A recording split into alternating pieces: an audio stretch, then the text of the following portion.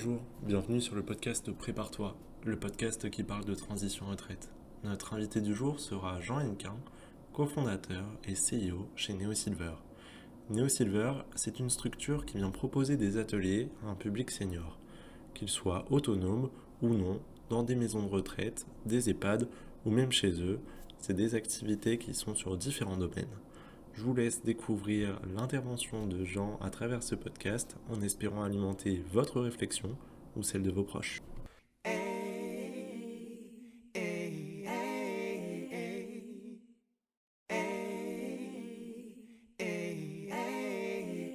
Bonjour Jean, peux-tu te présenter en quelques minutes? Bonjour Anthony, merci beaucoup pour l'accueil. Donc, je m'appelle Jean, je suis cofondateur de NoSilver. Je suis papa de deux petits garçons et j'ai une compagne extraordinaire qui m'a présenté d'ailleurs mon associé, Omar. J'aime beaucoup le sport, j'aime les voyages, j'aime le dépassement de soi et j'aime surtout l'idée qu'on est en mesure tous de faire le bien autour de soi. Et c'est ce qui m'a un peu motivé à monter NoSilver. Alors moi, au sein de NeoSilver, je m'occupe des fonctions support de la stratégie globale de la société, du recrutement, de la partie tech que je chapeaute. On a un super CTO qui vient d'arriver, qui est extraordinaire, Ali. Et de la finance. Ok, très bien. Et donc NeoSilver, c'est dans quel secteur d'activité que ça évolue? Alors, NeoSilver, c'est une initiative sociale, ESUS, qui est un agrément qui est très important pour nous, entreprise solidaire d'utilité sociale, et qui a vocation de proposer des activités euh, aux seniors. Alors, aussi bien aux seniors qui sont à domicile, en quel cas on propose des ateliers de prévention, absolument partout en France, sur tout le territoire, que des ateliers en établissement senior, pour tout type d'établissement et pour tout type de seniors, quel que soit leur degré d'autonomie. Très bien. Et donc de quel constat vraiment vous êtes parti pour fonder justement NeoSilver? En fait, Neo Silver, c'est surtout la volonté de bosser avec Omar, parce qu'on est amis de longue date et on voulait bosser ensemble. On se sait très complémentaires et on l'est. Omar, c'est un type qui est hyper souriant, qui est très, très doux, très diplomate. Et on va dire que je suis plus cartésien. Et voilà, si on doit résumer en good cop, bad cop, c'est le good cop. Euh, et donc, on voulait bosser ensemble. Après, on a réfléchi à pas mal d'idées. Et les seniors, ça arrivait après coup. On était parti à l'époque d'un article des Petits Frères des Pauvres qui faisait état de 300 000 personnes en état de mort sociale. Ça nous avait beaucoup touché. On s'était dit qu'on allait les aider. Et très vite, on s'était rendu compte qu'on n'était pas du tout en mesure, on n'était pas formé pour aider des gens à sortir d'un état de mort sociale. Ça demande beaucoup de temps, ça demande des qualifications qu'on n'a pas du tout. Et du coup, on s'est plutôt intéressé sur l'aspect amont, donc l'aspect préventif plutôt que curatif, en faisant le chemin inversé de cet état de mort sociale. Donc, quand on est arrivé en amont, on a vu que il y a une grande bibliographie qui traite du sujet. C'est au moment du passage de la vie active à la retraite que tu as une perte de repères physiques, intellectuels et de liens sociaux. Et en fait, ça tombait bien parce que nos parents partaient à la retraite à ce moment-là. Donc, on leur a envoyé des questionnaires pour comprendre vraiment ce dont ils avaient besoin. Et c'est comme ça qu'est né NeoSilver. À la toute base, en octobre 2019, on sort un site internet qui fait le lien entre un public de jeunes retraités autonomes Mhm. et des professionnels encadrants qui proposent, eux, des activités qui sont experts dans leur domaine, vraiment des experts. Et donc, ça s'est lancé comme ça. Et puis, très vite, il s'est passé pas mal de choses, notamment euh, la crise sanitaire. 5 mois plus tard, voilà, Covid arrive. Et donc, parce que toutes nos activités étaient en présentiel. Mhm. Et on l'est toujours convaincu que tu crées le maximum de liens en rencontrant les personnes, en les ayant, en ayant des échanges physiques. Pour autant, on a mis en place à ce moment-là des activités à distance, en tout petit groupe, parce qu'on estime que tu peux quand même créer du lien si tu es peu. Plus de 5, ça devient compliqué. Et puis sinon, tu as surtout des substituts, hein. Tu vas sur YouTube, tu as des contenus de très grande qualité voilà. Ou d'autres plateformes. Et donc, mais à petit groupe, tu peux avoir l'opérateur, l'expert, qui peut échanger, partager les bonnes pratiques, partager son savoir et favoriser un échange entre les participants. Ça, c'est encore jouable. Et donc, voilà, on s'est développé petit à petit. Et puis, on a eu plusieurs appels du pied de la part des établissements qui nous expliquaient être dans un état de grande complexité euh, par rapport aux seniors qui étaient enfermés dans leur chambre, et donc un besoin extrêmement important de proposer des activités variées, de qualité, sur des thématiques aussi bien artistiques, culturelles, que de bien-être, que sportives, des spectacles, des sorties. Et c'est ce qu'on propose aujourd'hui, absolument partout en France.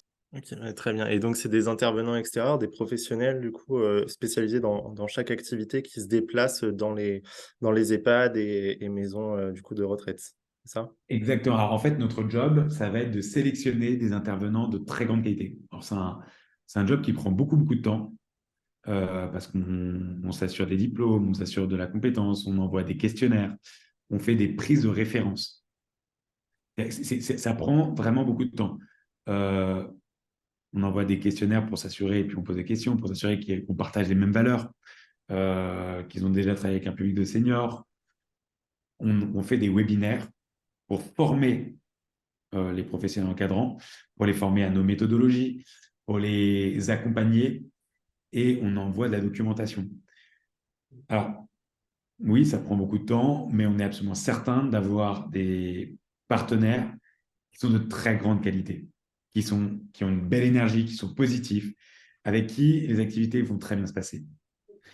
Euh, donc oui, on propose des activités en établissement senior, mais également on fait de la prévention, comme je le disais tout à l'heure, pour un public autonome euh, qui passe à la retraite, sur des thématiques très variées, une dizaine de thématiques différentes, aussi bien sur des sujets de nutrition que du sommeil, que cet accompagnement de passage de la vie active à la retraite, le sport, les démarches, etc. OK, ouais, il y a une multitude d'activités et comment justement les personnes peuvent, entrer en contact avec vous? Comment les particuliers viennent à vous, pour justement, trouver ces activités-là? Il y a deux types d'activités qu'on propose. Ceux en établissement, ils peuvent solliciter directement la direction d'établissement ou les animateurs en place, parler de NeoSilver et qu'eux viennent vers nous. C'est tout à fait faisable. Ou que les familles qui entendent parler de NeoSilver en parlent, on a déjà eu ce cas-là, aux directions qui ensuite nous appellent en nous demandant si c'est possible d'intervenir dans leurs établissements. Ouais, les Pour ce aidants qui peuvent, est directement, absolument, effectivement ouais. OK, très bien. Et on a aussi donc, nos activités de prévention, où là, ce sont plus en fonction de territoires sur lesquels on agit, qu'on va pouvoir faire bénéficier de nos ateliers de prévention à un public. Ce n'est pas le public qui va décider, qui va pouvoir participer à des ateliers avec un Jubilee si c'est à distance. Ça, de toute façon, ce ne sera pas NeoSilver, mais en présentiel avec NeoSilver ou un autre partenaire sur une thématique en particulier. Est-ce que tu aurais des chiffres, des mesures d'impact sur vos différents dispositifs? C'est quelque chose qui, pour nous, et drive en fait toutes nos activités. Que ce soit de la prévention pour un public à domicile, on fait des mesures d'impact systématiques. Après le premier atelier, au cours des sessions d'atelier et au dernier atelier, et on a différents indicateurs qu'on va suivre. Ça, on le fait de manière systématique et on a réussi à vraiment bien l'industrialiser pour ne pas louper l'information. C'est hyper important. De la même manière, en établissement, on a choisi des indicateurs clés. On a 5 indicateurs clés qui vont être sur le sentiment de solitude, l'impact cognitif, l'impact physique, la prise en compte de bonnes pratiques, ou encore la vision euh, positive qu'on a de l'avenir, ce qui pour nous est absolument clé. Et ça, ce sont des indicateurs qu'on va suivre dans le temps. En plus de faire un suivi avec les résidents directement ceux qui nous ont sollicités ou avec qui on a développé, on a co-construit le programme d'atelier et les professionnels encadrants, les opérateurs qui vont intervenir. À chaque fois, on s'assure que tout le monde est en phase. Justement, on voit qu'il y a un réel suivi, poussé et est-ce que les familles, justement, les aidants qui sont entrés en contact avec vous peuvent avoir un suivi, un petit retour d'activité que les résidents ont pu faire? Totalement. Là, aujourd'hui, c'est propre à chaque établissement. C'est-à-dire que tu as des établissements qui vont avoir, bon, c'est souvent comme ça, hein, même quelle que soit la taille du groupe, la qualité de la vie sociale va être propre à la direction. Nous, on pense on a un enjeu et on a la capacité et la possibilité de rendre très qualitative et de participer de manière active à cette vie sociale en lissant la qualité de cette vie sociale et en y participant de manière très positive, en étant présent, par exemple, en proposant un socle d'activité sur l'ensemble des établissements d'un groupe, par exemple. On sait qu'à ce moment-là, on proposera euh, un moment de vie qualitatif pour tous les établissements et donc pour tous les résidents, quel que soit l'établissement et la direction en place dans les établissements. Mais on sait très bien que tu as des établissements dans lesquels il y a des directions qui sont hyper portées par la vie sociale, et qui sont très sensibles à ces sujets-là et qui vont euh, euh, être facilitateurs dans la transmission d'informations, notamment auprès des familles, auprès des pouvoirs publics, auprès des groupes en centrale, et d'autres qui auront moins cette sensibilité et pour qui ce sera plus compliqué de faire descendre cette information. Pour autant, on est en train de travailler notamment sur des outils qui permettent directement de, de partager ces informations à travers une plateforme qui est en pleine construction en ce moment. Au niveau des prestataires que vous avez, vous en avez, suffisamment pour, intervenir dans l'ensemble du territoire? C'est un travail extrêmement minutieux qui qui est un énorme travail. On a une équipe de 10 personnes Mmh. en OK. interne qui ne font que ça. Mmh. Et c'est un travail qu'on a commencé à faire depuis le premier jour. Qualifier des professionnels encadrants, faire des prises de référence, échanger avec eux, s'assurer qu'ils ont toutes les pièces nécessaires, qu'ils aient les bons diplômes, qu'ils participent au webinaire, animer une communauté. Ça prend énormément de temps, énormément de temps. Mais c'est, je pense, ce qui fait que on réussit à se développer de manière importante, en fait. C'est notre garantie de confiance auprès des établissements, des pouvoirs publics, des partenaires locaux, de nos partenaires, quels qu'ils soient, en fait. Ouais et puis même, si c'est des prestataires, finalement, ils ont tellement la culture d'entreprise, vu que vous les formez, finalement comme s'ils étaient en interne, ça montre, vos valeurs et ça les porte, sur l'échelle nationale, finalement. On a plus de 4000 intervenants aujourd'hui partout en France. Et on est présent aussi dans d'autres pays en Europe. OK, ouais, donc il y a un bel impact et en plus, du coup, vu que vous avez lancé des visios, vous avez lancé des choses à distance, j'imagine que ça aide encore un plus grand nombre? Ouais, mais alors, bon, les activités à distance, on en fait, mais c'est clairement pas notre cœur de métier, dans le sens où les intervenants qui le font, ils le font très très bien. Enfin, ils sont experts dans leur domaine, il n'y a aucun souci. Mais c'est plus que la majeure partie du temps, on a quand même cet ancrage local qui est hyper fort. C'est-à-dire que nos intervenants sont locaux, les bénéficiaires sont locaux, ils participent tous à la vie civique du territoire, si tu veux. Et donc, on a cette volonté d'ancrage local qui est hyper important.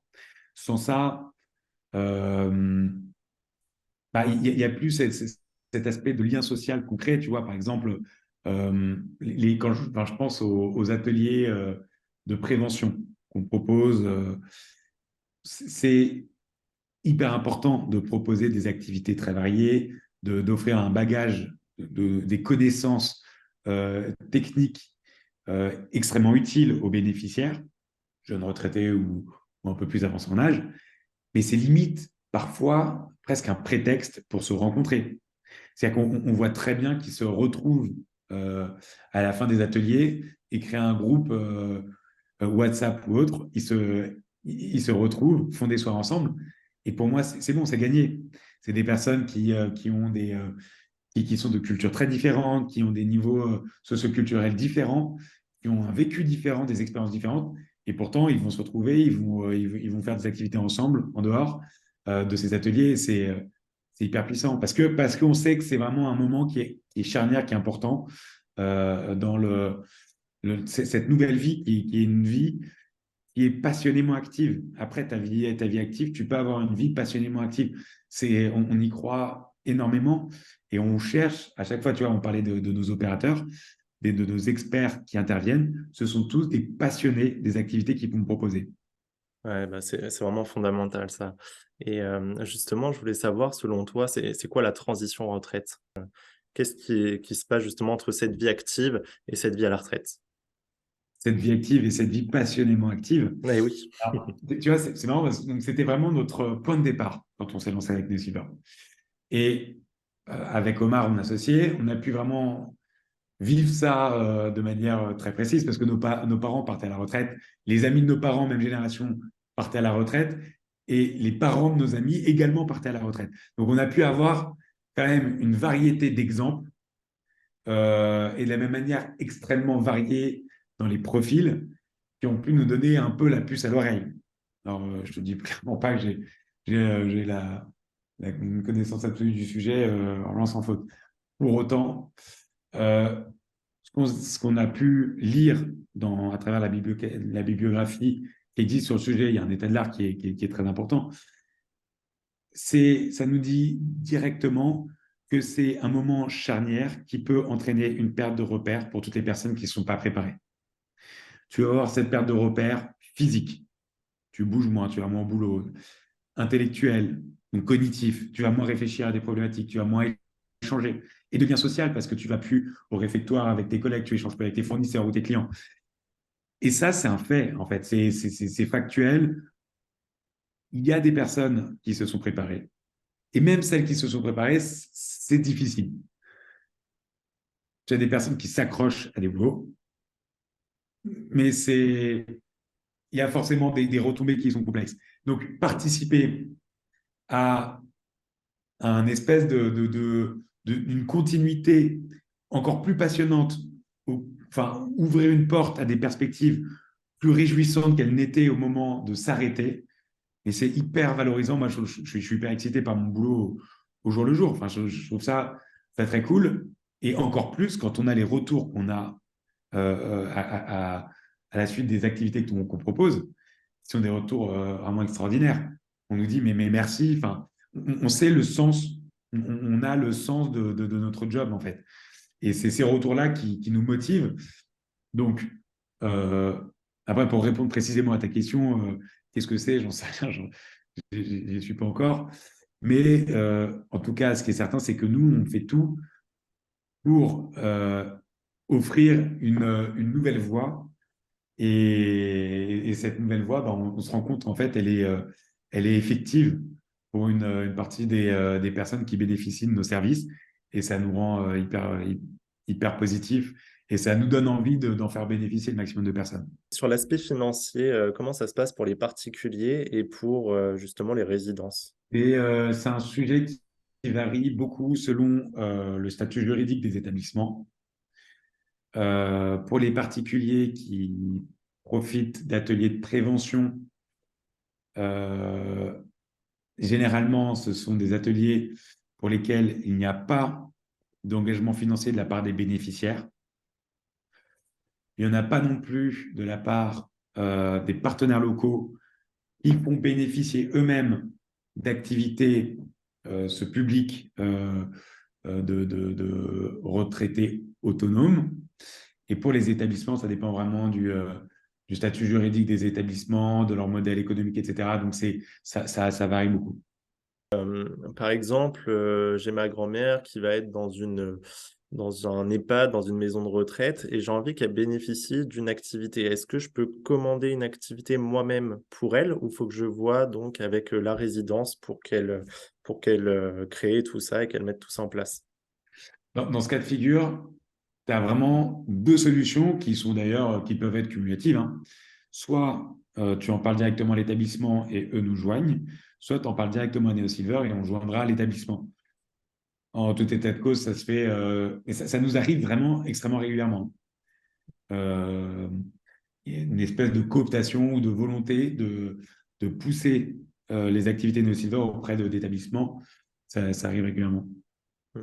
En plus, au vu des images qu'on peut voir, parfois dans les médias sur la vie, justement, sociale en EHPAD et en maison de retraite, c'est parfois des conditions difficiles et justement avoir des prestataires extérieurs qui essayent de porter de vraies valeurs, oui, je pense que c'est vraiment bénéfique pour les résidents et pour la résidence également.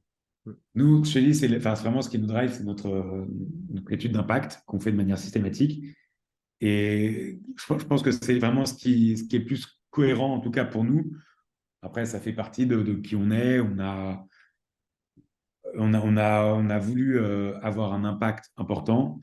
Et donc, cette étude d'impact, le fait que ça nous drive, c'est ce qui est le plus cohérent. Mais de voir justement ces chiffres évoluer dans le temps et, euh, et voir les retours des bénéficiaires qui participent à nos activités, c'est vraiment des retours qui sont formidables. C'est des personnes qui sont en meilleure santé mentale, physique, qui se sentent de mieux en mieux, qui ont une meilleure vision de l'avenir. C'est hyper gratifiant, vraiment pour nous. On sait pourquoi on se lève tous les matins. Et on a 50 personnes aujourd'hui chez nous Silver qui savent pourquoi ils se lèvent tous les matins. Mmh. Ouais, bah, c'est vraiment important et oui, dans le social, de toute façon, il faut avoir la conviction, pour que ça marche donc c'est très positif. Et justement, est-ce que vous avez, des réseaux sociaux, un site internet pour que les personnes puissent vous retrouver, prendre contact avec vous? On est sur Facebook, on est sur Twitter, on a un super compte Instagram, hyper sympa. Sur LinkedIn, on partage beaucoup d'informations sur LinkedIn. On a un TikTok, on a voilà, tous les réseaux, Toute on est la présent sur panoplie tous des les. réseaux, ouais. Ouais, ouais, tout à fait. Très Et bien on a et évidemment notre site internet www.neosilver.fr. d'accord et donc c'est sur ce même site que à la fois les résidences et les particuliers peuvent, vous contacter? Absolument.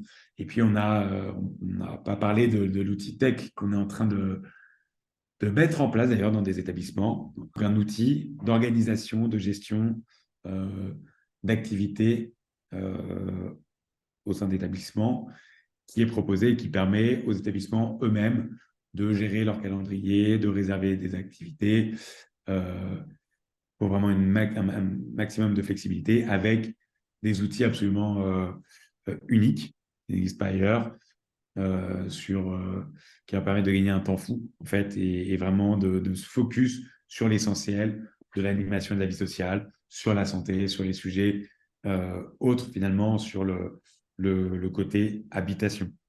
Quand il y a des activités, est-ce qu'un aide-soignant, une infirmière doit être présent ou c'est vraiment, le prestataire qui est tout seul avec le groupe? En fait, notre partenaire encadrant va parfois être seul, parfois il va y avoir quelqu'un qui l'accompagne dans le cadre d'animation. Ça dépend de la typologie d'établissement avec lequel on travaille, euh, des, euh, des pathologies des bénéficiaires, de leur degré d'autonomie, du type d'unité protégée dans lesquelles ils sont. En fait, tu as vraiment autant de cas de figure que de nécessité ou pas du corps qui travaille dans l'établissement.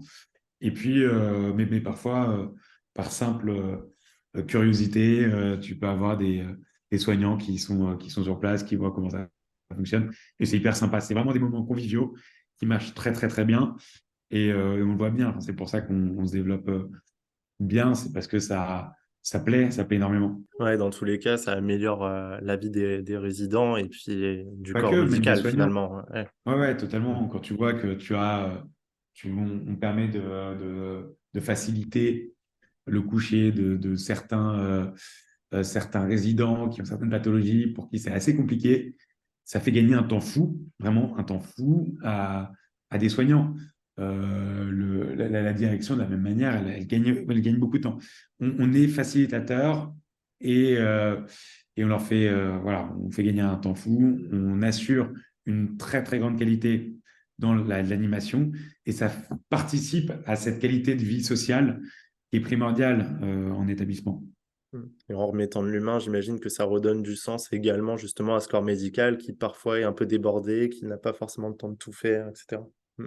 Exactement, exactement. Et quand ils participent aux activités, pareil, les retours sont hyper positifs. Mais de la même manière, sur l'autre volet prévention, euh, c'est en ayant des participants qui jouent le jeu, mais surtout des animateurs qui animent. Tu vois, ils sont experts de leur domaine, mais ils animent. On module nos ateliers, on les a tous co-construits avec des experts de leur domaine. Et sur des méthodologies scientifiques, ce qui nous permet d'être certains de l'impact. Mais l'animateur, en plus de ça, on l'invite à construire une animation chaleureuse qui va permettre aux différents participants d'échanger entre eux et de créer du lien. Et c'est ce lien-là, une fois de plus, que je t'en parlais tout à l'heure, quand on voit qu'ils se retrouvent après ces ateliers, c'est bon, on a fait le job. Moi, c'est ce qui me plaît, quoi, tu vois. Merci, mais je trouve ça vraiment intéressant comme projet, parce que comme je disais, c'est un exemple que je disais pour ma grand-mère, mais ça va sûrement venir à un moment. Et Ouais. je trouve ça important de mettre ce genre d'activité en place et surtout comme on voit maintenant, le corps médical est dépassé, etc. Et c'est vraiment une perte de repère. On voit plus notre famille et tout quand on est dans les maisons de retraite. Donc refaire une émulsion sociale, faire sortir un peu justement les gens de leur chambre, je trouve ça vraiment important. Et tu vois, c'est exact. Enfin, tu touches un point qui est que les gens comprennent pas forcément quand tu n'as pas un intérêt dans le secteur. Mais rien que faire des ateliers collectifs en établissement senior, ça crée du lien et les retours sont dingues. Les retours sont fous.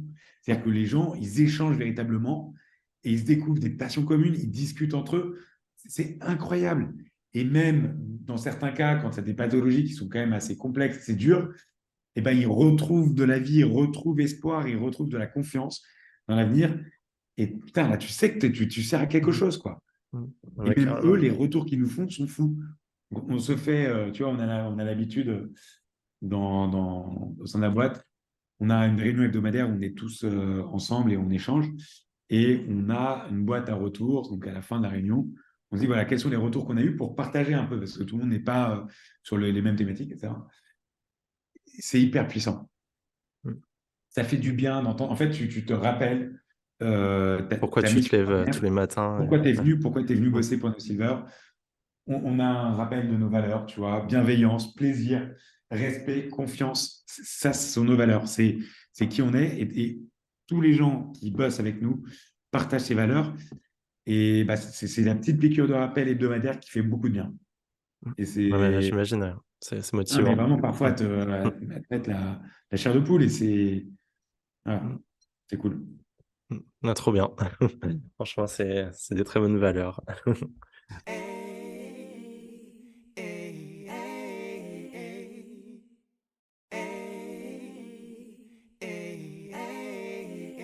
Je tiens une nouvelle fois à te remercier, Jean, pour ta participation au podcast Prépare-toi. Grâce à toi, nos auditeurs en savent davantage sur la structure Neo Silver et peuvent tout à fait commander des ateliers pour eux ou pour leur famille.